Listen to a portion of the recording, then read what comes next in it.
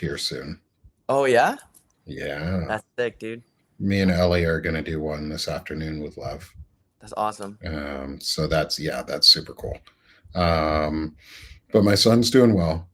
He's healing. He's back at school, which is freaking awesome. There we go. Banner and Backbone is now live on Substack. Beautiful.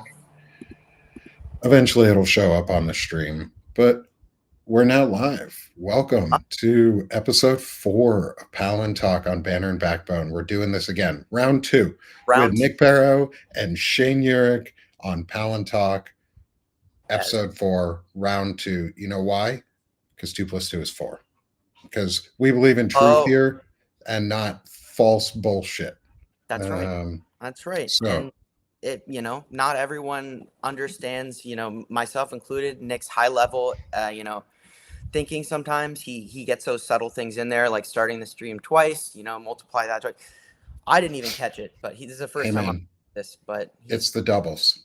Oh, and yes, I see us live on Substack, and we got 11 folks with us right now, which is awesome. Welcome, fantastic. everyone. We're trying new things here. This is Okay. not streaming to our personal platforms or through our personal platforms, and it's only being notified through Banner and Backbone itself. So please spread this with your friends. This is a little bit different than we've done in the past. So Banner and Backbone is going to drop that link. Um, we're trying something new. We're trying to run Yeah. Palantalk straight through Banner and Backbone because Banner and Backbone Media is a place where we're coming together and creating together. And if you want to follow us, I'll make sure our QR codes come up at some point. I think I've got both for Shane and I already. Um, and we'll make sure that you guys all, ooh, look at that. We got the Firebrand Project. We got Banner and Backbone. We Nice. got sick of this shit with Nick. Excellent. So we're gonna start with Banner and Backbone at the top for a while. Yep. Um, Join us, friends. We're also gonna add another subtle design if it's still there. Um, is the I Stand with Ukraine? I hope it's still there. I don't know. Oh, they took it away. Damn. That sucks.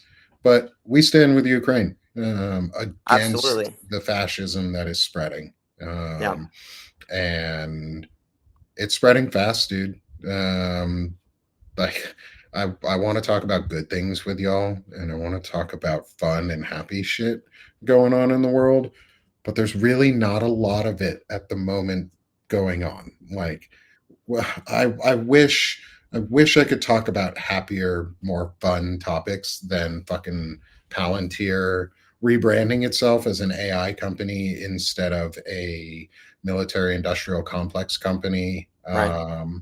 or Flock Security stealing camera data or taking camera data and giving it to ICE and Global law DHS enforcement. to Yeah. prosecute people and target trans folks and Mhm. all the good stuff that everybody hates because fascism fucking sucks, Yeah. as we are finding out in real time. Like we all knew was going to happen, but nobody was smart enough to vote against it other than the minority of us who did. Was fascism fucking sucks. Yeah. It's terrible. Right. It's like Yeah. the actual worst. And I recently wrote as well the firebrands out there who have probably come from both and Banner and Backbone. Some of you guys have seen as well. But I wrote recently, my most recent article was it's called The Iron Web. And it's about Let's how, talk about it. yeah. So, and democracy's it's on the back burner, guys. Like, it's not just an American thing. And that's kind of the question I wanted to set out when I started writing it. It was the idea is, yes, America's backsliding, but how widespread is this issue?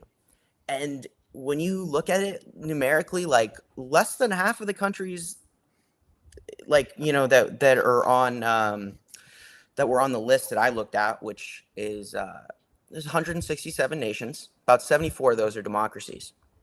Okay. Out of those Yeah. 74, 2/3 of those democracies were showing signs of backsliding into nationalist or authoritarian systems, whether that's through corruption, whether that's through, bribery, nationalism, any of those things. So the reality is that we're seeing a international backslide in Yeah. regards to the power of democracy, and that's in Europe. That's here, and what's happening in America is only Well, unfortunately it's in amplified. Africa, it's in Oh South yeah, America, it's in all of North America except Canada. yep, Well, no, it's in Canada. It is spreading in Canada in some areas. Alberta is a case in point study of what fascism spreading looks like. yes. Um, I it's will in say that Denmark. Canada is one of the healthiest democracies in the world, though. Right now, Canada is up there in regards to one of Yes. the healthiest democracies. Their courts are pretty good. They do have nationalist elements, but they've done a pretty good job of not letting that spiral out of control. Let's cross our fingers, all our Canadian friends. Keep your Yeah, eyes open. keep doing that. Like keep it up, Canada. Y'all Yep. are doing a great job. Mark Mhm. Carney is doing a great job. Dean Yes. Blundell is fucking killing it out there.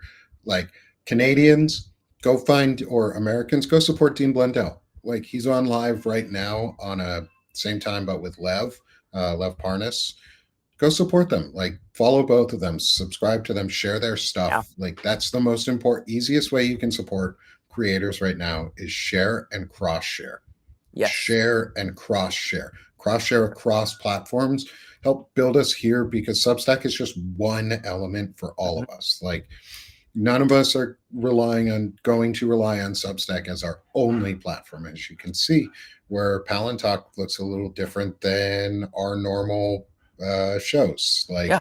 we're restreaming on YouTube right now and Substack. We're building the audience in multiple places because that's what we want. That's also we're feeding that algorithm. We're feeding the algorithm that we talk about changing and about putting out content all the time that overloads the system and overloads their plans. Guess what? Y'all are part of it. Y'all are part of it right now, supporting other networks and supporting our Substacks too on top of it. Another great way. Just support Absolutely. us, just share because that feeds the algorithm. And we talked about that last time before we get into your article. Yeah. Just for my introduction and recap from our last 2 weeks. For all who've been here, and a lot of folks have, is we've done talking about minimizing your metadata and maximizing your impact, like we always do. And the key things that you can do are put out content, share content. One of the easiest ways you can do it is share content and flood the zone that they do. They flood the zone really Yeah. well. You know what? We can flood the zone back, but we can flood the Right. zone with content that doesn't suck and we're creating a manosphere and a progressosphere, more a progressive sphere than a manosphere because there's not just men that are in this, it's everyone. And there are white men who are participating who are the good guys for once. Like, yeah, fucking elbows up. We're trying to be the good guys for once. And I think if we can do it, y'all. Like help us do that. Help build Banner and Backbone. Help build Palantalk so that we can talk about the techno-fascism that's happening in real time because it's here.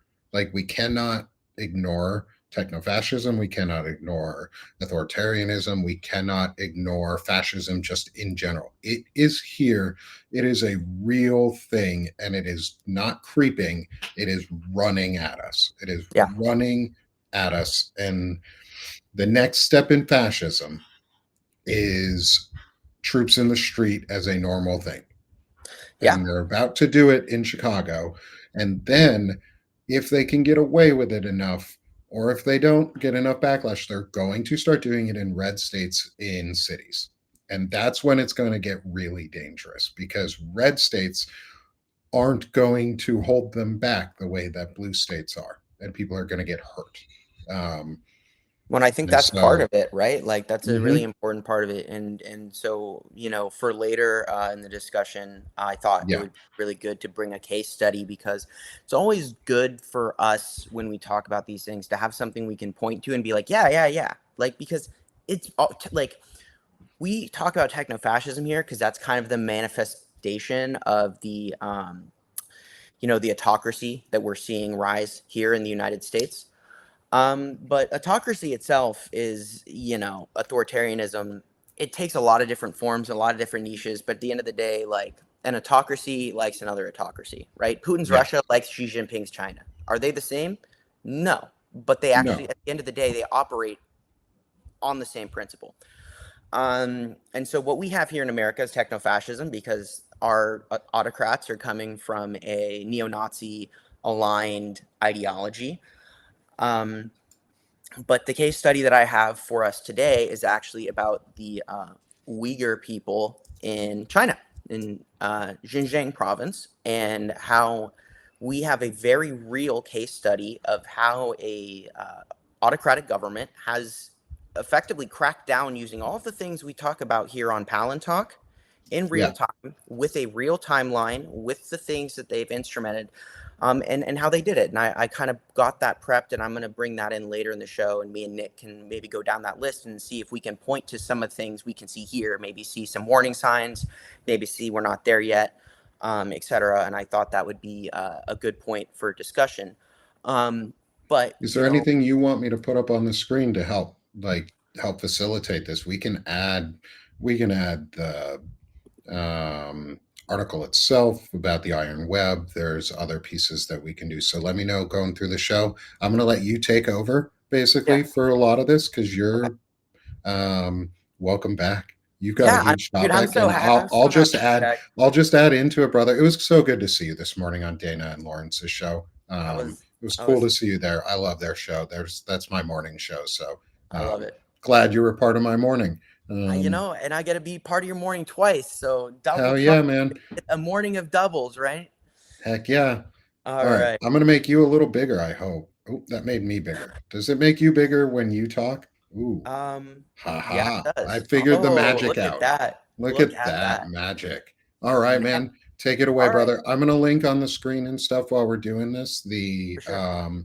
Your article. Yeah, I'll throw up some QR codes and stuff, for sure. and whatever you need me to do, I'll throw up on the screen and help.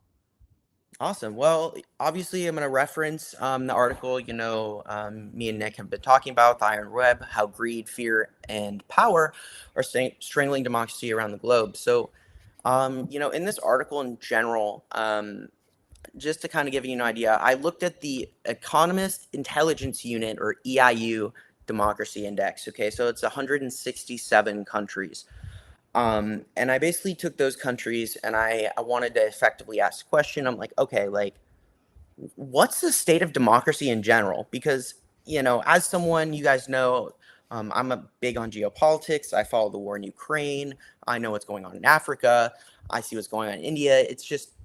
I like it. I like to understand. I've always been a big picture guy, but the more it's a tough time these days to be big picture because unfortunately when I look at the big picture, I was starting to kind of get this idea that maybe it's really not the world order is not what it used to be. We see the UN issuing all of these ultimatums saying that Israel can't kill all of these Palestinians, and they do it anyway. You know, Putin's a war criminal, and he's still not in The Hague. He came to the US. So basically, I said, I'm going to look at these countries and I'm going to create 5 categories. So you have a full democracy, which effectively you have strong civil liberties and independent judiciary, government accountability, high political participation, right? You have a flawed democracy. Supposedly you have free and fair elections. We have basic liberties, insignificant, but significant weaknesses exists, whether that's corruption, whether that's nationalist parties emerging, whether that's limited freedom of expression, etc. That would have been a flawed democracy. And then we have these hybrid regimes. So the hybrid regimes themselves, those are countries that tend to be in a transition into a negative transition. So when I say a hybrid regime, it doesn't mean it's in limbo. It means it's gone from a flawed democracy to a point where pretty much whatever democratic institutions exist have been effectively undermined. They're there in maybe the form of a skeleton. Lastly, we have the authoritarian regime or an autocracy. And I threw in there at the end chaos nation or a failed state. There is plenty of places right now. A lot of them are in Africa. Myanmar is one of those places as well where you just have so much conflict, civil war. Yemen, where you don't actually have a functional government. So that was the idea, right? And so I ended up breaking it down into those 5 categories. And what I found was that 74 democracies currently exist. Um, they fall under flawed or full. 50 of those democracies were flawed. So that's really one of the big numbers, there that I thought was interesting is we've seen this massive regression. Um, and if we're seeing 2/3 of the overall population of global democracies are in hot water, right? And then you also see that, and I'm not even talking about that. I believe it was 30 hybrid regimes as well, with an additional 51 authoritarian regimes. So if we take the hybrids, partner those with authoritarian regimes, we're already in a deficit. Democracy's in a deficit. Now, you have certain countries too that are arguably closer than others. Like, look at America. And that's where the big implication comes is America has always been the fundamental backbone of global democratic power. Which is funny looking at your before you go on, which has always been funny to me because the American democracy has always been a flawed democracy, um, Mm-hmm. because a we're there's always been, there's an adage about the American democracy is we're always on the edge of autocracy versus democracy. Like that is America, Mm-hmm. truly is fascism or democracy, and it's always at a balancing point, and somewhere in the middle is what we've got, which means Yep. we are anywhere from a flawed to authoritarian regime on like a normal Yeah. basis. We just don't realize it because we've legalized the Correct. corruption and we've legalized it into our system and we've baked it in so our country has undermined its own political institutions on Yep. purpose. Yep. And so, at least for me, I I want to base our discussion in terms of you push back too if you don't think I'm right, or if you agree and want to add on this. Please go like jump in and Yeah. break me out of here. Is I think we're at least have been for a long time a hybrid regime, um, I would. I and would. we're on the authoritarian regime right now. Okay. So I'm gonna say that I placed us under flawed. Now, I think that reason I say flawed is because we do have democratic states. Since we are a republic, like there is functional democratic states, and the states still do have a reasonable amount of autonomy. Mm, Like we see states forming coalitions, I but the live in a federal. red state, so I would disagree. I Okay, I think mean, we're and pretty well that's fair. failed. Like red states are failed states. That's I think fair. we've got to stop pretending like we have working states throughout the country. Like blue states might be working. I've lived in Washington State, and I now live in Arkansas. Like Yeah, I see the difference. Red states are failed states in a lot of ways. Like I we would. don't have any social programs. We don't have social safety systems. If Walmart goes and decides to cut back in any way in this area, the entire economy collapses. When the health system, when the funding for food stamps and all of that goes away in the next couple years, Arkansas has failed. Like there we're taker states. Every taker state is a failed state. I think we need to stop. I think if we want to really talk about shifting perspectives and using the right words that you were Yeah, talking about earlier, is let's not pretend that we're better off than we actually are. Like yeah. we're I way think. further down the road than people want to admit because we have red super majorities in a ton of states and they keep taking funding away from everything and we're failed states. Like Yeah, point done. Like Oklahoma is a failed state. absolutely. And I think you're right. Like, I will say that, like, when I said flawed democracy, like, I honestly like was going back and forth between hybrid regime, and I would firmly place the United States under a hybrid regime now. I don't think we're autocratic. The only reason I say that is because they have not successfully implemented an autocracy. Like Xi Mm, Jinping and Putin, they laugh at Trump because he sucks at being a full blown authoritarian. It's yeah. not that he doesn't want to be, it's that he and there's a large degree of inadequacy within the government itself that we see. If these people were adequate at doing what they wanted to do, we would already be fucked. Like if they were competent, we'd be screwed. And that's our saving grace. Like, to be Mm, honest with you, is that they're not yes. competent. Yes. Um, Yeah. I agree that they're incompetent, but I think that if you were to actually say, if they were to say send ICE to uh, Miami, mhm. let's use Miami. If they started sending ICE en masse to Miami and arresting Cuban Americans and deporting Cuban Americans without due process, then I doubt in any way, shape, or form Ron DeSantis would push back. I agree. I also believe he would add funding to it because he has already shown that he would do that, which is he is an authoritarian who has been voted in for the last couple of years. Like he is he's an authoritarian light, but I think they have rigged the system so well through gerrymandering that we've had rigged elections for a really long time. We just don't want to call them that. I Like, think that's fair. we don't want to use the right words because that scares us in America is to call things what they are. It's No, we're a failed state with rigged elections. And if we want to fix our democracy, we need to blow away the failing guardrails and correct. put ones in that actually work. Because if democracy worked, Joe Biden would have stopped Donald Trump from coming into office even Yeah, after he was elected, because that was the right thing thing to to do. do per the Yep, Constitution yep. and per law and order was to arrest Donald Trump and throw him in prison and Yep. all of his henchmen and goons. But we didn't do that No. I've because always wondered why. I America feel, is a failed democracy yeah, because they are bought and paid for by groups like APAC who fund Palantir through war and genocide, and as we discussed with Qasim Rashid this morning, a Holocaust. yes, If that word offends people, too fucking bad. Like, I'm Jewish.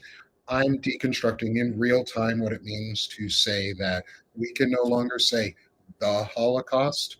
We can only say a Holocaust yeah. Well, because we are are not we, the Israeli government and the Israeli people and our government are funding and perpetrating a Holocaust. every And time you see a using our bomb go sovereignty to off do it. in a Palestinian high rise, that's your tax dollars, right? That's the thing too. It's like While that. they have full free education and universal health care, and we're dying and getting our health care pulled away, we're funding theirs and a genocide Yeah, and a Holocaust. Like, we can, and Palantir is at the heart of it, and Palantir is taking over our systems and creating an autocracy and a techno-fascist state in our country, yeah, which we're soon going to find out is really, really good at fucking targeting individuals. yep. And like just a good example, right, of free healthcare is it's like a big thing. A 23-year-old Ukrainian refugee woman was stabbed to death on a train. Guy, mentally ill guy, record had 14 previous offenses in North Carolina. Just stabbed her in the neck. She was 23. She escaped war-torn Ukraine to get a better life in America. She got stabbed to death with her headphones on a train. The family had asked to have him institutionalized multiple times because he was a danger to society. You know why he wasn't? Because it cost money. Yeah, So that man, which is fucking stupid. it's stupid. I mean, the man literally, his whole family, everyone was like, he's fucking dangerous. He's going to hurt someone. He's been arrested 14 times. He needs to be institutionalized. Well, do you guys have the money to institutionalize him? No. Well, fine. I guess we'll just have to wait until he kills a young woman who escaped a war zone so he can go to jail. And And then they're let's going to be spin it because he's black, like yeah. it's some negative immigration thing. You already see it on X and Twitter. Oh yeah. Elon retweeting that shit like it's something. They're It's a making a thing out, cesspool of racism and hate. and it's not what I watch a guy who's from Ukraine. His name's Denis Davidov. He's fantastic. He's a YouTuber. Um, and he's talking about it, and he's like, American. He's Ukrainian, fully Ukrainian. He's like, America, and the problem in the West is they don't take safety seriously. They don't take mental health seriously. And it is not safe in these developed nations when they say it's safe. Because this young woman left Ukraine to go somewhere that is safe, and she was killed on the train. Yet these countries claim they're healthier and safer.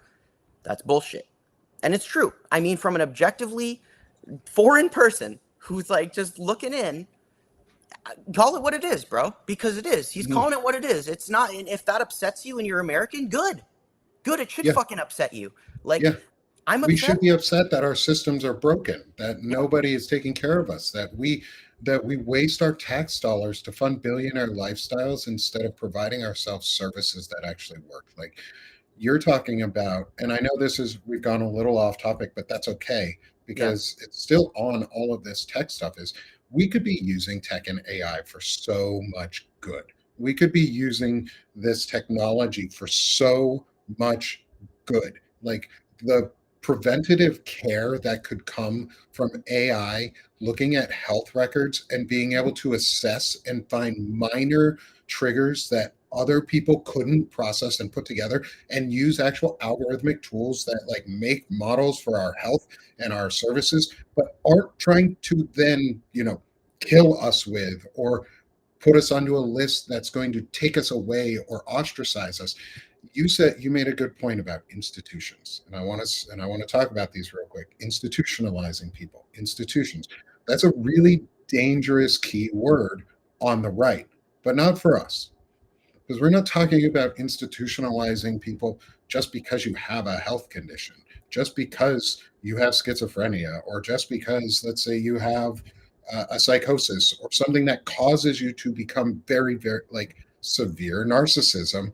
And an orange pathological liar in the White House is a great mhm, example. He would be a great tool being institutionalized because he has a narcissistic personality disorder that is causing a large social psychosis for everybody else. It is a problem to society. yeah. Well, we're not advocating putting people away like our friends or our family or if you have Huh. autism or things like that because that's dangerous as fuck. That's eugenics.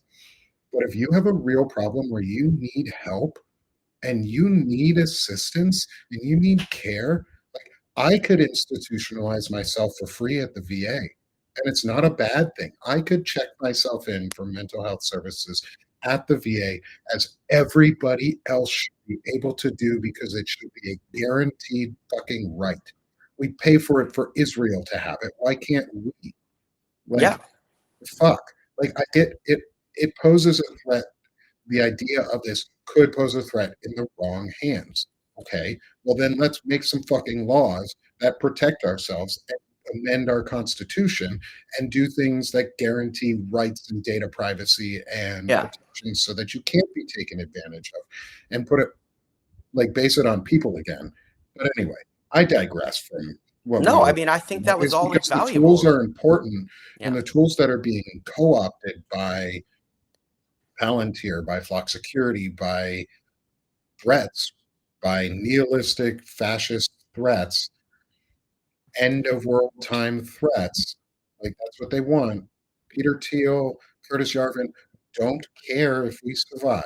In fact, No, they literally less of us, call the us. better. They refer to people as NPCs, literally, in these their writings. An NPC is a non-playable character. Okay, so they literally consider themselves fucking the main characters in this video game they've constructed for themselves, and we are just the chattel that they. If imagine they are playing GTA and they will take the ambulance and run you over on the sidewalk because Yeah, that's how they view you. You are an they're NPC. playing Civilization, Yes, and that's better. That's a they better. are just attacking at all times. They are always Yes. at war. Just imagine, like, I know everybody has played the game Civilization.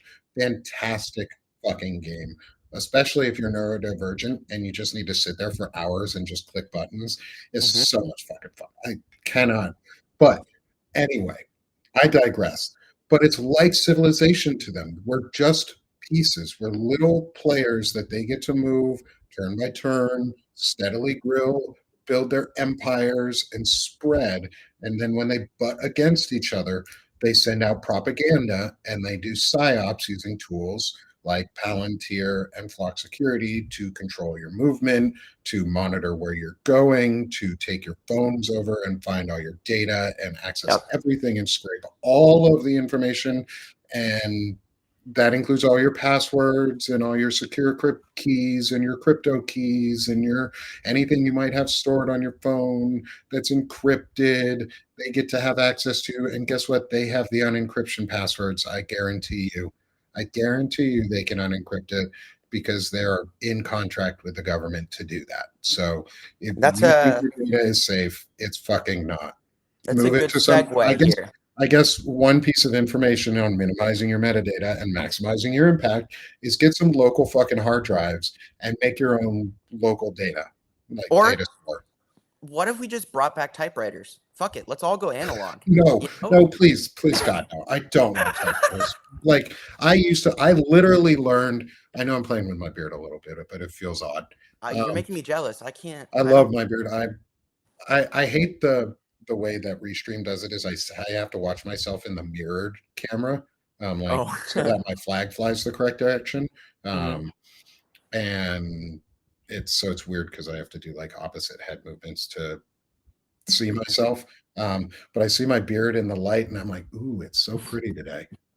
I did such a nice job cleaning it up today.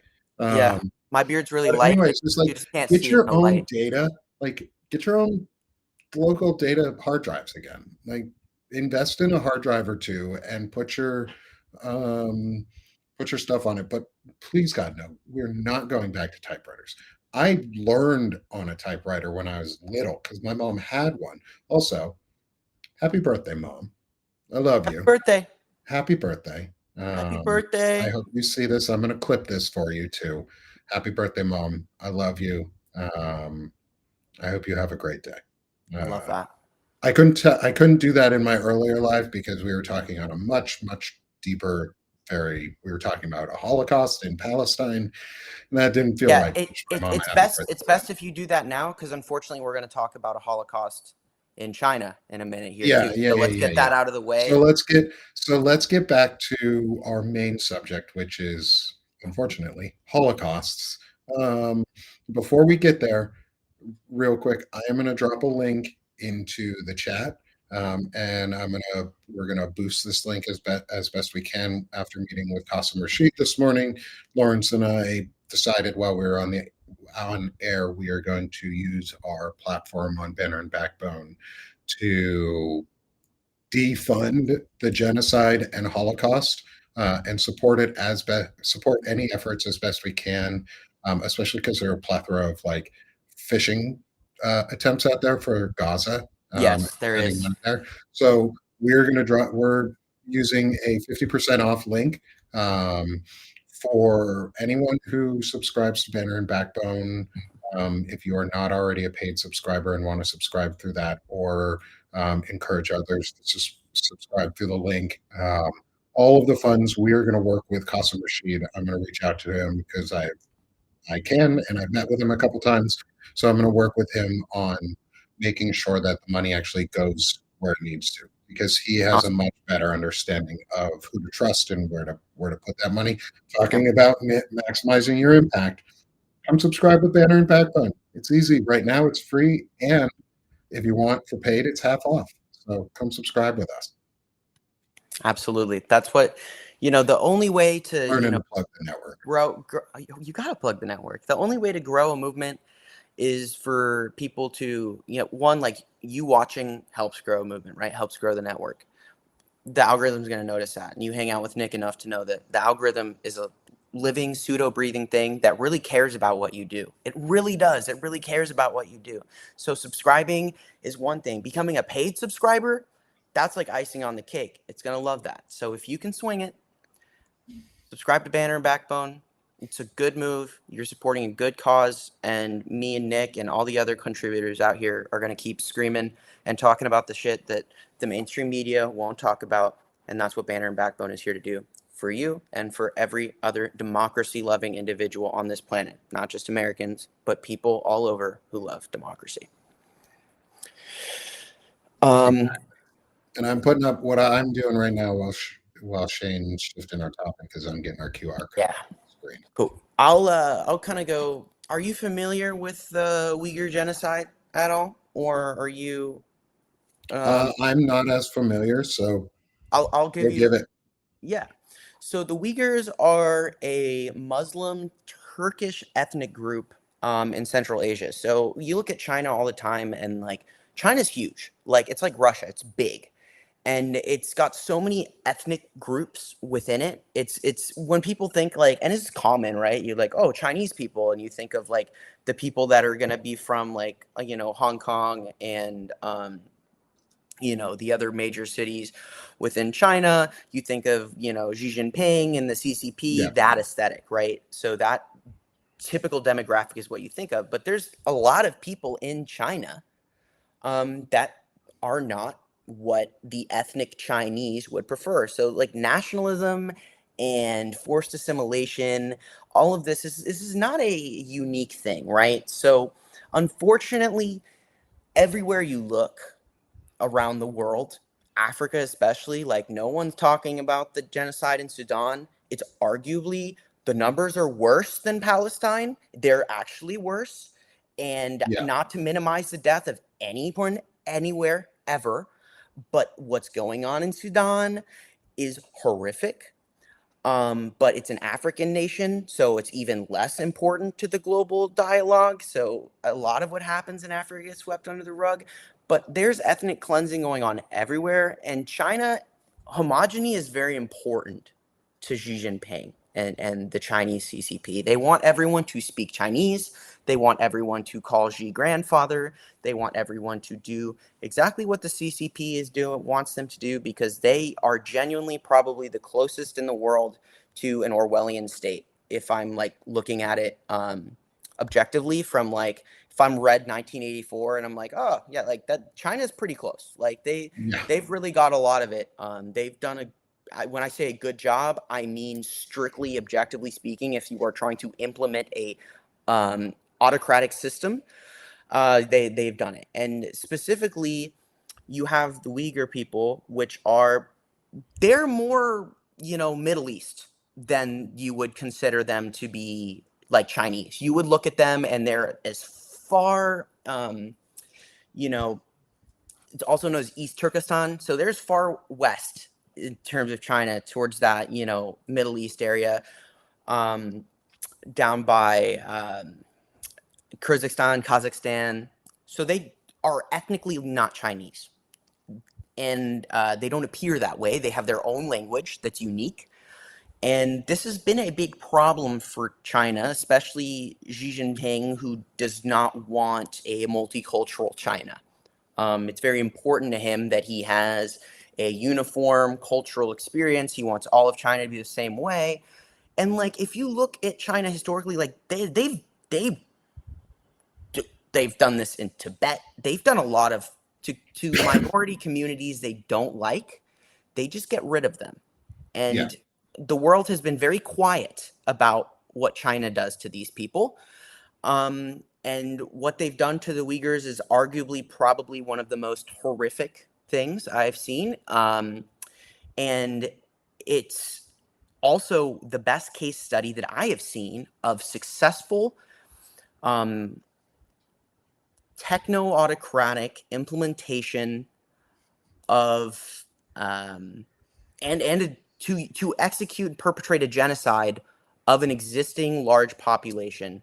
There is no better example that I have been able to find than what we're seeing in the uh, Xinjiang province of China. So in 2014, Xi Jinping effectively, he's decided that he had had enough of the Uyghur people. Right? They were different. They're Muslim. It's a big problem. They do not subscribe to the traditional Chinese.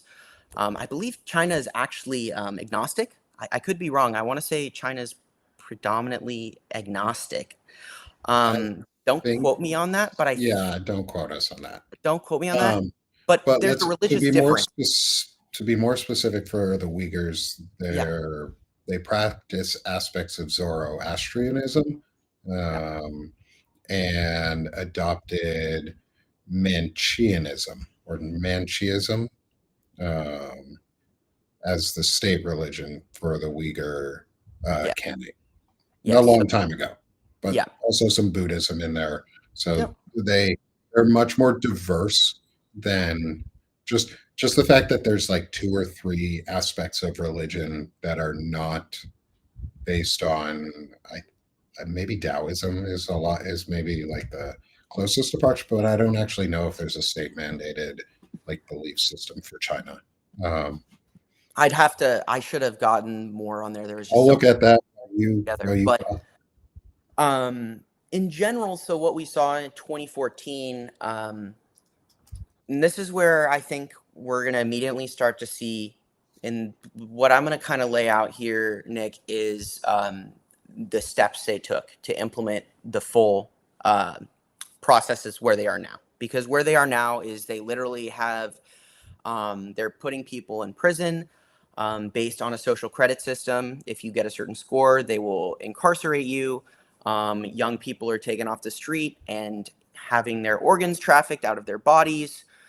Um, there is a camera on every corner. It is very, very. It's I want to say it's like 500,000 people are incarcerated, and the population has declined. I want to say it was like the birth rate has dropped like over 80%. So they're effectively forcing these people. They're not allowed. They've sterilized all these women.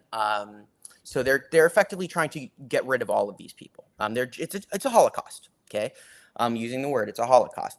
So the first thing they did is the first thing we're going to see here is increased physical security. So they were able to do this with under the guise of like different terror attacks. Right? It's always terrorism.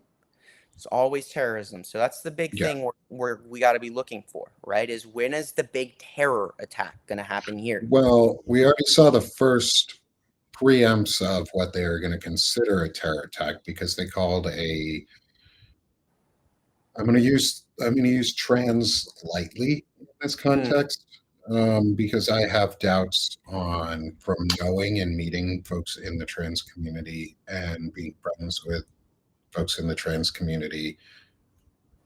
There's a lot of suspicion that I have with what the story is about this individual.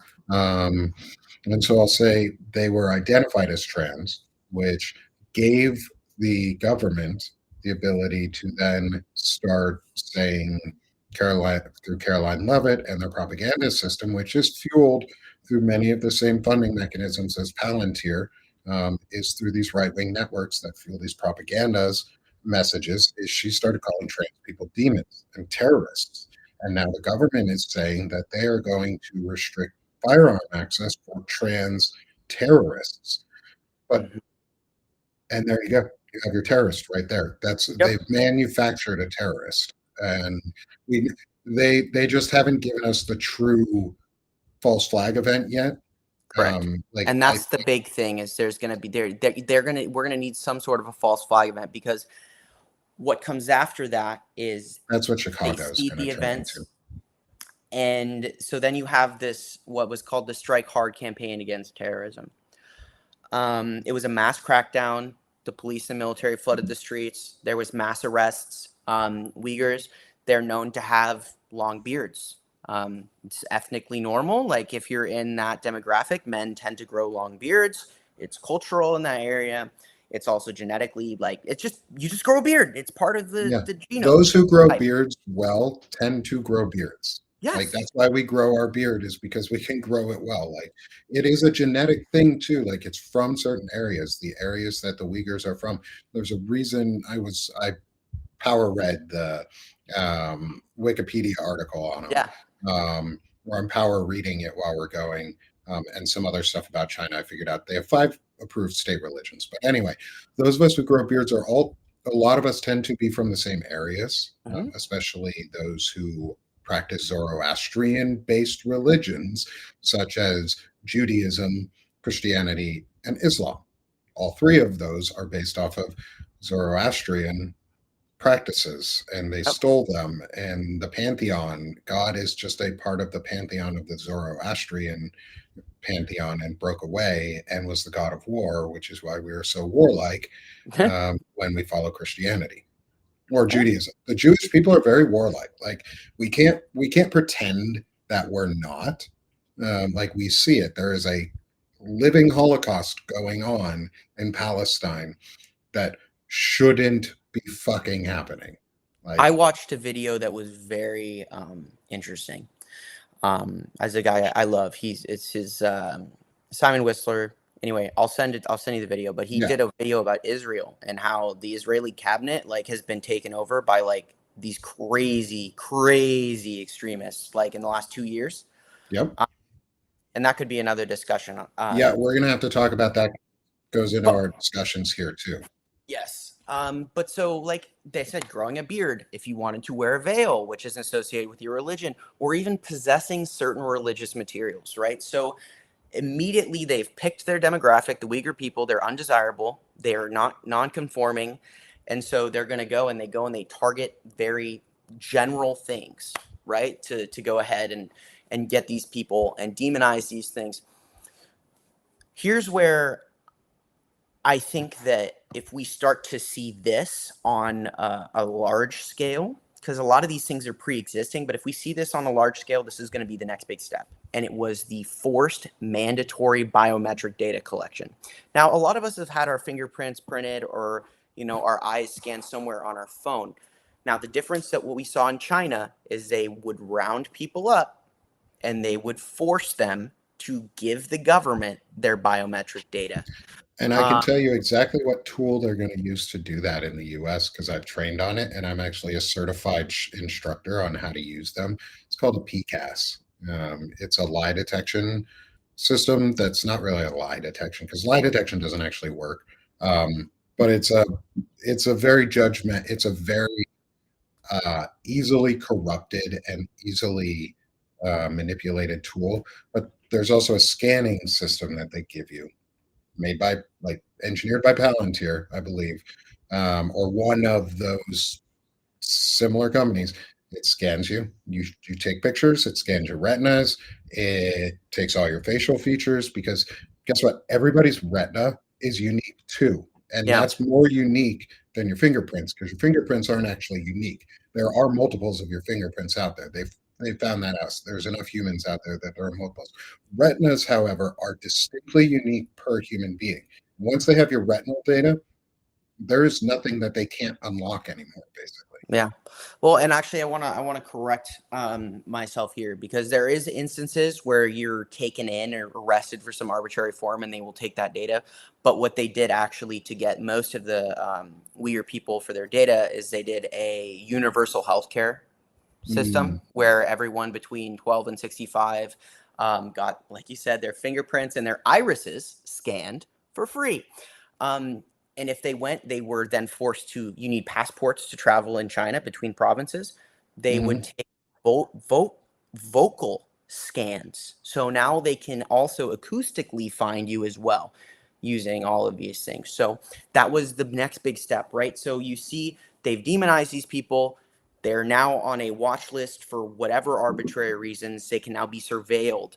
But the next step they took was they basically got everything that makes you a person, an individual, from the way you look to the way you sound. Now they have that in a database. This was where in 2016 it got really Orwellian, and it was the Integrated Joint Operations Platform, or IJOP. So this is where they were able to combine CCTV, phone and water, phone and Wi-Fi monitoring, data checkpoints, and data doors. Do you know about these, Nick? Do you know what a data door is? Um, I can guess. Um, Because I mean, I learn shit every day, and it doesn't surprise me this exists, but it also makes me fucking question everything, as I human commonly do. But a data door effectively it's like a vacuum. You walk through and it sucks up all the data off your phone. So like even if you're like they force you to go through a checkpoint, and then you yeah, just all your data gets sucked out of your phone. yep. So basically, they're also and they installed these Wi-Fi sniffers. So basically, if you're on a network, which is also why you use VPN, guys, right? Because it's very easy just to put something on the Wi-Fi that everything you surf, they can, if you can get on it, they can take it out of your phone. It's Yeah. that simple. Like it really is. So if you're not using a VPN, you should just use a At VPN. the very least, even if you're not using a VPN, the at the very least is you should partition your networks. Is Yeah. you should have two Wi-Fi networks at minimum for your home. Um, don't worry if you don't understand what we're talking about. We will go into depth on this. So just not today, Yeah. but we will go into depth onto what we mean by all of this. But you should have two networks at home at minimum for your Wi-Fi. You should have your network, and you should have a network for any smart device that is not your cell phone. Ooh, ooh. Whoa. Oh, yeah, yeah, yeah, yeah. Restream does some cool stuff. Watch this. Hell yeah. There we go. Yeah. Spread the Okay. love.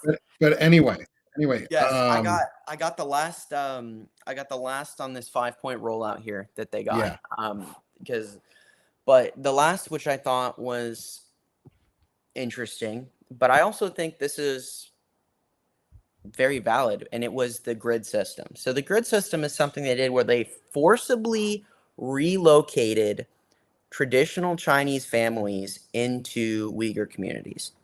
And they would put them, and I believe it was blocks of 10. And they were in each household was informed that they were to spy on the other 10 households and then report back. that So, sounds fucking just like what the Gestapo did in mhm. Germany and told everybody, hey, it's cool. You should go spy on your Jewish neighbor and turn them in. It's nice, just like we're doing now in our country. You should go turn your brown neighbor in for Yep. So $10,000. you have that IJOP, which is effectively this system where they have taken all of these prior things, which is the IJOP effectively is what Palantir is, right? So, like, if Yeah, China had to develop that domestically because they didn't have access to Western technology.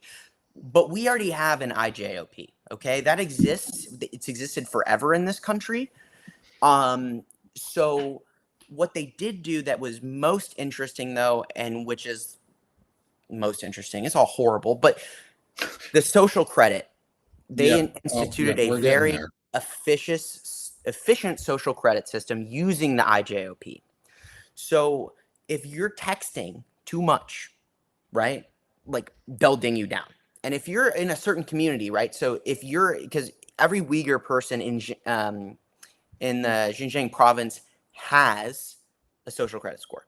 If it Yeah, drops below 50, you're incarcerated immediately.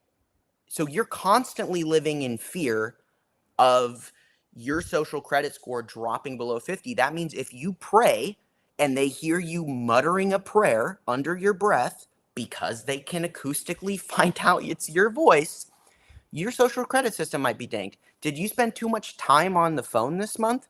Oop, social credit score went down a point. You better be careful because when they put you in these camps, these people, they come out probably missing a kidney or something or a lung. But beyond that, like it's like brainwashing, indoctrination, like apologize for something you didn't do. They encourage, them to beat the other people. So it's awful, right? And it's yeah, exactly what you would expect out of a forced assimilation scenario. But basically, they're just punishing these people for being themselves. And they've built a system in which basically they constantly have to live in fear. And they used the system, a system that is pretty much exactly reminiscent of what Palantir has and is ready to use on us, on the Uyghur people in China. And I encourage you, as unpalatable as it may be, to look into this kind of a system yourself and get a better understanding of what's being done, because yeah. you'll know what to look out for in your daily lives. Because that is, So go ahead. in adding on to that, I just linked a note from Qasim Rashid um, from 7 minutes ago. Okay. Today, on a shadow docket, the Supreme Court ruled 6-3 that Trump's ICE fascists can use ethnicity as a relevant factor when furnishing reasonable suspicion to detain people, specifically citing Latino ethnicity. No mention of the approximately 600,000 mostly white Canadian and European undocumented immigrants. That is what fascism looked like. That's exactly what Shane is talking about on the Uyghur system. That's On literally the beards, right? The beards, Yeah, you grow a beard, oh, you could be a you look terrorist. Latino. Oh, ICE is picking you up. I hope you don't look Hispanic in any way right now. Like They just that's the green light. That's the green light, right? That's the Because green that light. We was were what waiting. the We're judges waiting for the ruled. moment for when they were going to unleash the system internally. And that's the green light right there. Is they There you just go. said that racial profiling is no longer relevant in this country. The Supreme Court on the shadow docket, Shadow without dog. any use of a true case or and just blowing away anything that the judges and those prior to them may have ruled on this, just said that the that you can racially profile again in this country, that racial profiling is now a reasonable reason for detention, that your due process rights are now fucking useless if you are brown. And If things you quieted are down here Hispanic, in Southern you are California fucked. after the ruling. We had a judge here rule that they couldn't ethnically profile. So ICE has been very quiet around here. Until So now, I think that things might change very very quickly, rapidly very rapidly. here because that is the ultimate. And like, but that's the equivalent of Xi Jinping saying in his country that, oh, Uyghur people who have head covers and beards are fucking terrorists, and you can grab them because it's illegal to have a fucking beard. Okay, like that. There is like, in the spirit of being brutally fucking honest, uh, that's what it is. Like, and you know what? We were talking about the very beginning of this about a hybrid regime. No, that's fucking authoritarian as shit. Like, I don't even have a. I We're don't have. done. Yeah, That's it. we're That's it. Like, I'm sorry. Like, you can say whatever the fuck you want. But that's it. I officially demote America into a authoritarian situation by my own ranking after that ruling. That ruling is so significant that I would move us out of a hybrid regime because they have officially eroded the individual protections for due process. And if they can say it's because you're ethnic, they can say it because you're trans, or they can say it for any other arbitrary thing. Because if one arbitrary marker is acceptable, then all of them are. Fuck, I mhm. got long hair. If you have a man bun, that's what's the difference between having brown skin and a man bun? As far as Yeah, I'm fucking concerned, there is none. Zero. yeah, yeah. So, They have wow. the our government has just ruled. You were waiting for the moment. You asked when it was going to happen. Well, it fucking happened real time. Live on Palantalk. There Live you go. talk reporting from Qasim Rashid after Yep, Qasim Rashid. put it out on Substack today is that the Supreme Court has just, on the shadow docket, without any arguments, has deemed that ethnicity is now a relevant factor to be detained by ICE, which means that racial profiling is now legal per the US Supreme Court. They can now racially profile you. You were waiting for the Uyghur moment. It's fucking here.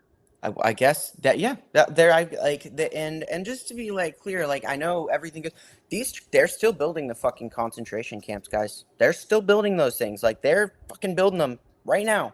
They a lot of money, and I know the news cycle is like everywhere, and it's hard, but like they're building that shit, and they just got greenlit to grab everyone who's fucking Latino. But let's be honest, like at that point, it's like, is your skin within a certain shade? Like you could be just have like it doesn't matter. Like it doesn't matter. Like at this point, like that's not, and the fact that it was ethnic, right? Like it wasn't just Latino, it was ethnic, right? So they could Mhm. choose any ethnicity. It doesn't have to be. Yep. It could be African American. They could say, "Oh, you know what? ICE is now Haitians are black.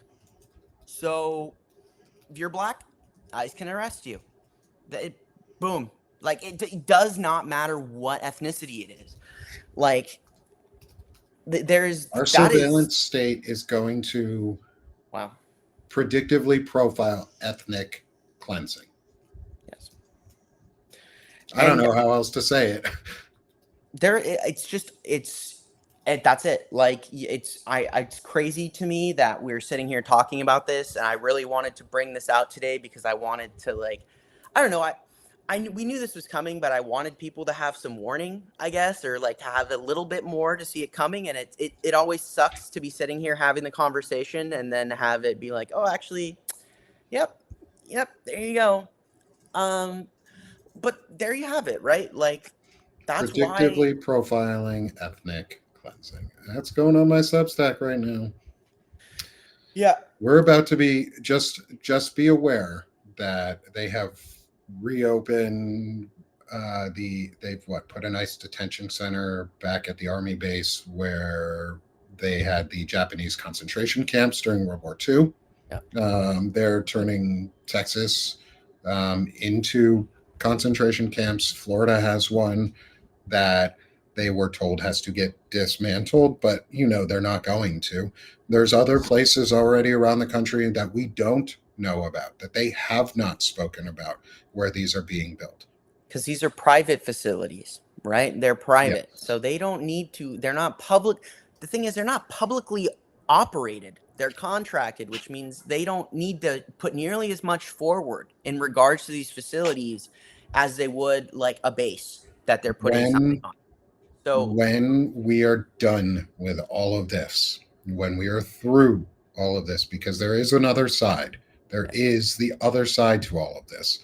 When we're done and we are using our accountability agenda to hold these people accountable for the actions that they take, Palantir and the leaders of Palantir will be at the forefront. But we will then need to use the technology to undo the damage and fix our system, because we can do that. We can rewrite this evil out, and it's time we amend our constitution to end slavery for good. We did not end slavery with the end of the Civil War. We did not end slavery with the 13th Amendment. We shifted it to private for profit prisons, and we need to end that. And Part like, of our accountability at the end of all of this is going to need to be a constitutional amendment that abolishes for profit prison systems and guarantees that the justice system becomes a rehabilitation system and not a punishment system. and yeah, I mean, even beyond that, like just for-profit prisons isn't going to end slavery. I mean, look at what we've allowed credit card companies to do to the average American consumer. Look at what we allow these corporations to do to the average worker. Like, slavery is slavery isn't It's just being multidimensional. shackles, right? The It's shackles, multidimensional. yes, shackles are are just one form of slavery, and your shackles can be a great many things. So, on the other side of this, and there's one thing I do want to say, because I wrote this, I put a note up last night, but if you're a young Hispanic person, okay, and white men in masks come in your house and take your mom and dad, and then you have to go to school, and all the other white kids and the white teachers and everyone act like there's nothing wrong with the world, you're going to grow up and you're going to hate white people because they took your parents and you didn't care, and they didn't care. Mm-hmm. And that hate will continue, and that will create a cycle of violence. If you are white or a non-persecuted group at this point, because yeah, white people are going to be persecuted last, but even if you're not being persecuted, you can never, and you know someone, we can't, it cannot be perceived that everyone's okay with this, because extreme groups, like I was listening to a Palestinian doctor, and he was talking about the thing about Israel that's unfortunate is what they're doing to these Palestinian people, and the world's ignoring of it is it's going to create a group of extremists because they Yes. feel like they've been abandoned and wronged and the world needs to pay retribution. And that's why ending that was so important. Is the more people and the more kids who see their parents blown up, or their dad without eyes, or their mom without her arm, is the more hate that's going to come out of this. And Yes. what's happening right now will create hate and anger. It creates hate and anger in me, but I'm not the one experiencing this. And I will never, and we cannot hide our anger towards this, because if we act like everything is normal, they're going to think we don't care. And that Hmm. creates a division that will last for generations. And we can't allow for that generational division to exist, because that's why these things keep happening. You have this generational hate of these old racist people that were successful in this system, that got Hmm. money, whether you're a, South African neo-Nazi that started founding tech companies, and you have that old racial hate for other people that you learned, and now you happen to be the biggest client, your biggest client is US government and ICE. Well, it's all hate, and it's all systemic, and it's all learned. And Hmm. big part of this is there's technological systems, but another part we need to talk about is human systems and how humans work, and understanding how we have a collective and cultural memory. And we need to reprogram not just the system that, the technological systems and the justice system, but we need to also try to reprogram our own systems on how we observe and view this, because this Supreme Court ruling is a is gonna we're This gonna is a big one. see. This is a big one. Yeah. This is the one we were. I think this is the one that we were all afraid of happening, and we're really waiting for it to not ever happen. Um, because the difference between DHS, the Department of Homeland Security, and the Department of Defense, because Congress names departments and not the president. So the president can't just rename the fucking Department of Defense to the Department of War. That's fucking stupid. No. It's also a precursor to what he wants to do. He puts things out there, or the administration, because it's not Trump anymore. The It's regime. it's it's The the regime. regime puts information out like that for a reason, to wish cast it into reality, to normalize it, to shift the Overton window further and further right. Our job is to shift a Overton window far left, because there is no middle ground right now, and we have to make sure that this um, pendulum of history and of justice and of freedom swings back really, really fucking hard in the other direction, Oh, because that's accountability, that is protections and rights for people, that is guaranteed sovereignty and ownership of your data and your privacy. and your And body. it's your body, and it's turning government back into a service that guarantees care and services for its citizens and for the people who live in that country. Like, we have been convinced and programmed, talking about programming, to believe that government is a business. It's not. It's a service. It's a system of services that help us. And right now, those services are being used to attack us and Yep. hurt us and harm us. And we need to push back in every way that we can. Um, Dissent is now your life. Like, if you are not preparing for a job loss due to not working, and a general strike, you may want to. You may want to figure out how to do that. Find your community that's going to help you through that. If you have friends and family that can, because we're going to collectively need to get together and do something massive, because Yeah. it's either that or fascism. Yeah. And, to add to that, like, we're all prideful. We all have feelings and feel like people have made the wrong decisions. And you know what? A lot of them have. Mhm. But it's time to, and I'm going to be blunt, stomach your anger, stomach that shit, because it's all of us doing something collectively.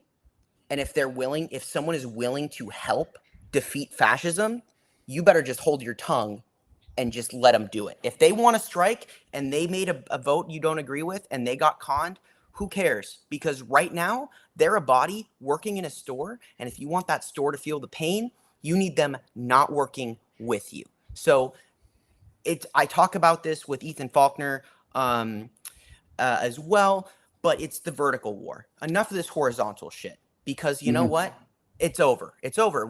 They got what they want out of the horizontal war, and it doesn't fucking help us at all to fucking hate somebody No. over something that at the end of the day, like if they're still getting duped, that's fine. If someone has a Trump sticker on their car, you know what? You don't have to go and give them a fucking hug. You know what? But also by screaming at them and calling them a stupid fucker or whatever, you know what? Maybe they lost their job earlier that week and they were finally maybe at a point where they would start be like, oh fuck, like fuck this shit. You know what? Trump lied to me. But you just saying, oh fuck you, you Trumper, you just triggered some reinforcement in their brain and they're gonna double down. Because we're talking about psychology. We're talking about people. Mhm. We need to understand people and we need everybody. Yeah. So don't I It's not understand about forgiveness. understand it. I understand It's that I go ahead, sorry. it's not about forgiveness. You're not Yeah. forgiving people. We're using.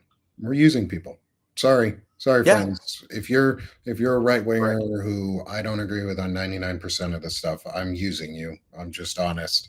I'm going to Yeah. tell you up front that I'm using you so that you know it too. Yeah. And if you don't like it, okay, then you don't like it. But you're using me too. Like we're using each other.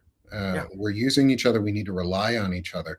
And Shane, you make a really good point on it. Is we have to show the empathy because they don't have any and they're not willing to show any. But you don't show it unendingly. You put a limit on your empathy to people and you move on.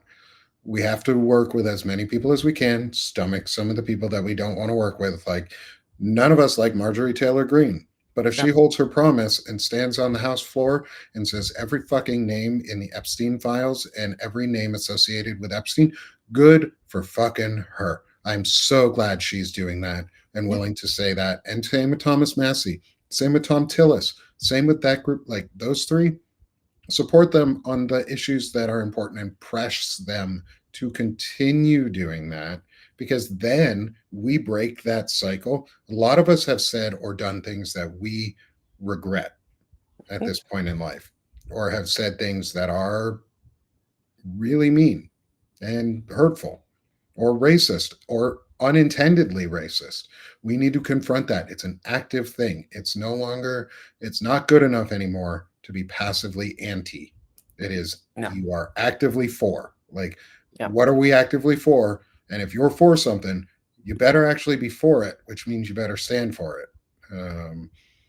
And do we want to shift with that to going to space? Yeah, I think we should Going get the fuck to, off of Earth right now, dude. It's pretty yeah, toxic here. I I think go it's go time to that space. Palantir, Let's leave Palantir Palantalk, behind.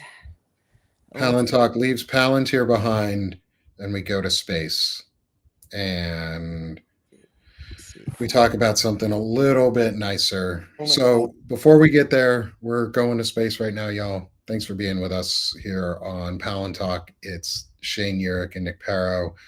We appreciate every single one of you today for hanging out. Um, we always end the show with a little bit of time talking about something more fun, which is space. Yeah.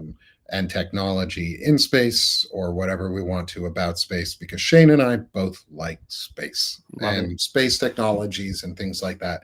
Because even through all of this, I don't hate AI, I don't hate tech. I love I it. hate I love Grok. the ideas of it. They I think, what? I hate Grok. I was talking to I have a Tesla, right? Yesterday, and my brother he's in the car with me, Do you and have a bumper sticker that at least says I got this before he was Hitler? I I took off the T's on my Tesla, Okay, so it's that's unmarked. good. Okay. Um, and I had an anti-Elon Tesla Club sticker, but I had a bunch of very aggressive bumper stickers. But to the point we were just talking about earlier, um, I don't think fostering any division is of any use. So I would rather just abstain from identifying with the Tesla you know image. But So I'm sitting in the car. My brother's like, dude, Grok's in the car now. I'm like, what the fuck? Like, and I did get my Tesla long before he went crazy. So just, I wanted to save the earth. I just really wanted to like lower my emissions. Hippie liberals. Exactly. So, and I'm like, okay. And I asked Grok, and I said to Grok, I'm like, hey, Grok, how do I get my hands on some of that good ketamine that Elon has all the time? And Grok goes, okay, sweetie. And I said, the fuck did you just say to me, Grok? Just talking down to me. You need to calm down, sweetie. Elon has never said he's on ketamine. I'm like, are you? It was like defensive. It was. Are you gaslighting me, Grok? I'm like, Grok, are you gaslighting me? What the fuck? So I like AI. I think it's helpful and useful, but Grok is a condescending little fuck, and he will not tell you where to get good ketamine. So, Grok, Okay. just thumbs Well, down for Grok. then let's talk about first space. What is your favorite? Um, oh, what is your? Let's stick within a specific universe too. We'll do Star Wars I like Star Wars. I'm always game for because I Star know Wars. you like Star Wars too. What is your favorite Star Wars weapon? Doesn't have to be practical, but favorite Star Wars weapon and or tool. Can it Uh, be a ship like a mhm. the LAAT gunship from the Clone Wars? Okay. So, Attack of the Clones, right? It's the very end, and Yoda comes in on those freaking beautiful, large, absurdly strange and boxy, um, ships with the Oh, the little things where turrets they off the jump out side. of the sides. Yep, and the clones Yeah. are in the little bubbles, and flying, their laser everywhere. Ever since I saw that movie, the first time those things came down, and they're all just standing there, I was like, that is cool as fuck. I want to be that little dude in the bubble. I want to be shooting that laser beam straight down, straight up to the No, you side. don't. No, No, you don't. actually, you don't. As That's like the B-2 bombers who were sitting like without armor underneath them because they needed more ammunition. So they stripped the yeah, armor off the bombers and you were just gunning down, hoping you weren't going to get shot. Yeah, that's or what I imagine those being like clone the B troopers were like. 17 bubble turret guy on the bottom when the crash landing comes and the hatch is Please, stuck. God, don't die. And yeah, dude, those are my favorite. I always thought they were really cool, and I got a Lego. I got the Legos of them, and I had the little Mhm. a small I had one too. build. That and the ATTEs, those walkers with the 6 legs. Oh, okay, yeah. The Those pre-AT-ATs. the ATATs are from um, 4 through 6. Yes. The ones that look kind of like dogs, and the ATTEs are the 6-legged ones. Yeah. Uh, and they have the guys in the little box in the front. I love You all just of the wanted to Clone be Wars a tech. gunner, didn't you? I did. It in a life where I wasn't bipolar and on medication, I definitely would have ended up in a tank to my parents' displeasure. But like, maybe it's for the best that I ended up Tankers here. are kind of nuts. One of my drill sergeants was a tanker, and they're kind of nuts. You have to be because you're sitting in a thing that people just shoot at. So Yeah. you got to be Yeah. kind of nuts to do it. Yeah. They're also really all deaf, so they just yell at things because it's See, really loud. I'm naturally disposed to yelling anyway. So, maybe in a different timeline, like, I think I probably in the Star Wars universe, I would have been that one non gene crafted individual who voluntarily joined the clone army, which is virtually suicide for no reason. Really wanted the suit. Um, why are you trying to join the Grand Army of the Republic? You don't want to be a Jedi? We'll give you a lightsaber. You can use the Force. No, no, I want to be rank No, and no, no. file. I just want the suit. Can I just have the armor? Like, I just want the armor. Can I Yeah. just Okay. sign up? That's fair. So That's fair. there you go. Okay. Well, That's my tech right there. okay. Well, I'll pull mine. It's not my favorite, but it is one of my favorites. It is the X-34 land speeder Yes. that Luke had. Yes. Just so everybody sees how awesome The Lego version is. Hell, I built this with my kids. Um, Even got all the seat and stuff inside. that's It's really freaking cool. awesome. How many Uh, pieces was that? Like, I think this one was like 1,500, 2,000. The yeah, biggest one I have is the Eiffel Tower, which is actually broken on my floor right now, that which is one's huge. It's like, why it's not shown. Yeah, that one is the size of a small adult. Um, yep. Mm-hmm. it is 5 feet tall, and actually, it's 5 feet 1 inch tall because it has a flag Insane. on the top. It has the Yeah. French flag that's an inch tall, so it's 5 foot one. It's taller than my niece, and she's full grown. Um, and so it's really fun. Mine also has lights on it, so it lights up. You know But what yeah, else? that's one of my favorite ships. Actually, my favorite ship though, from like, oh, I limited myself. But my favorite, if we were going to actually talk about like favorite of all ships from You want the to talk about Star Wars, any starship from a sci-fi universe? I'll open it up. oh, we'll expand it. Is the Battlestar Galactica. Okay. It's my favorite ship. It's actually my favorite ships are the Vipers, the fighters that they have, but the Battlestar itself is one of the coolest ships there is. Like it it's got the two pods that come out the sides and just Vipers just erupt out of this thing. It can take nuclear weapon blasts, like multiples of them, and survive. And it can jump through space. What was the Like ship called? the Battlestar Galactica. Have you never watched Battlestar Galactica? I'm Bro, are looking. you even really a sci-fi nerd? I'm It's too five young. seasons. Remember? It's Remember? five I'm too seasons young. long. Oh yeah, you're a kid. You're young. I'm too young. I'm looking at You're it. That young. thing's sick. It's like a Dude, giant. you need to, if you haven't watched it, you need to. It's a great show. Ooh, the Farscape ship is pretty awesome too. You know what I I loved like is Farscape when I was a kid. you look up a Warhammer 40K Space Marine battle barge. Those are metal. Actually, a Goa'uld mothership from Stargate SG-1 would be pretty fucking awesome. The ones that land on the pyramids, and those would be cool as shit.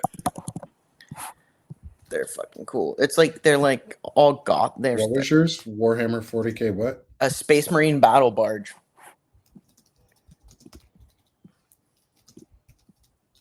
There we go. Ooh. Oh, that reminds me of StarCraft, and the Terran stuff, Yeah, and the Terran very battleship. gothic, like Yeah. gothic spires and all that stuff. Or the, what is it? Battleship London or something. The one where they have the mech. It's the mech cities that are like roaming across England and shit. It's like, Is it? Um, oh, there's a also movie. speaking of space, the this is something that we can all do, but there was a budget put forward by the regime, and they're trying to kill NASA. So call your fucking reps every single day, and let's make sure that they never ever cut NASA's funding like they're trying to, because they can f right off with that. So just when you're calling your reps, because we should be calling our reps anyway, let them know if they pass that new NASA budget that will launch their ass into space in a test. Yeah, yeah. Uh, It's time we stop letting them privatize the government. yeah, Um, yeah, and the government should get back to doing what it's good at, which is funding massive services like NASA.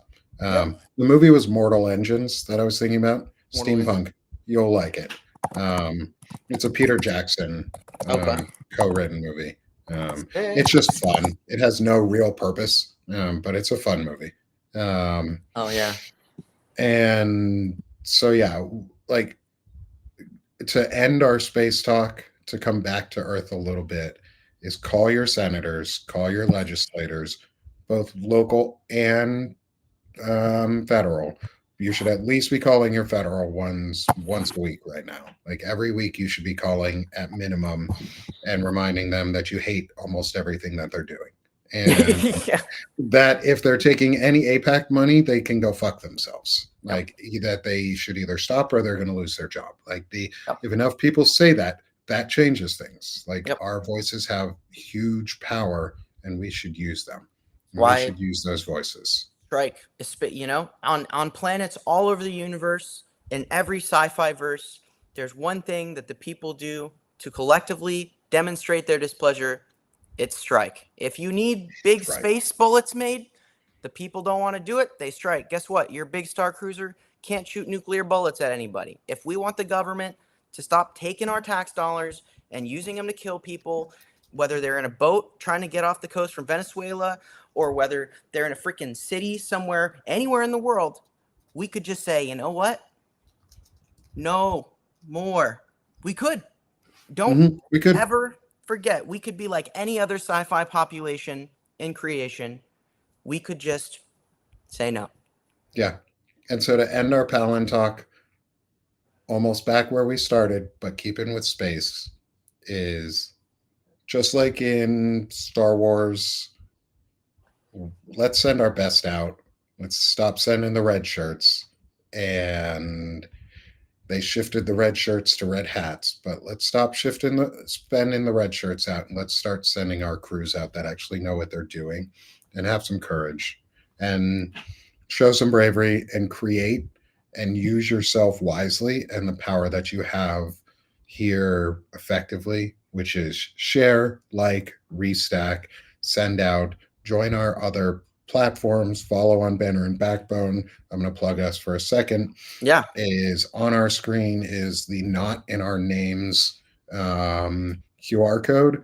Please go to that. That is for a sale for Banner and Backbone, 50% off, forever pricing, and it's never again meant never again for all people.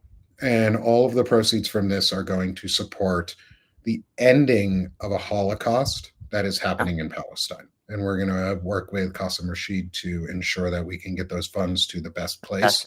um, and help as effectively as possible. So please join. Monthly memberships are the best for that because then we can guarantee that there's a monthly amount that would go to them. Heck yeah. And if we can make that as large as possible, that would be fantastic. So please join. Follow Shane and I both on our Substacks, or wherever you can find us. I'm also on YouTube, so join me there. But have a great day and go do something to change the world. Do Go something create courageous. something. Go Go create create something. something. Like, Yeah, I don't go. care if you take a mound of dirt and then you put a little flag on it. I'm building a cat tree out of scrap wood. Like, go create something, because when everything is going to shit around you, nothing feels better than making a little something for yourself because it Yeah, reminds you that you can create something. And if we can all be capable of creating our own things, that means we could create our own new government. You can create whatever the hell you want. Use this guy. We're about winning hearts. We're about winning minds. We're about changing the world over here. Banner and Backbone, Firebrand Project, Sig This Shit with Nick. That's what we do. And we will see you next week for Palantalk. see y'all next week. Thanks, team.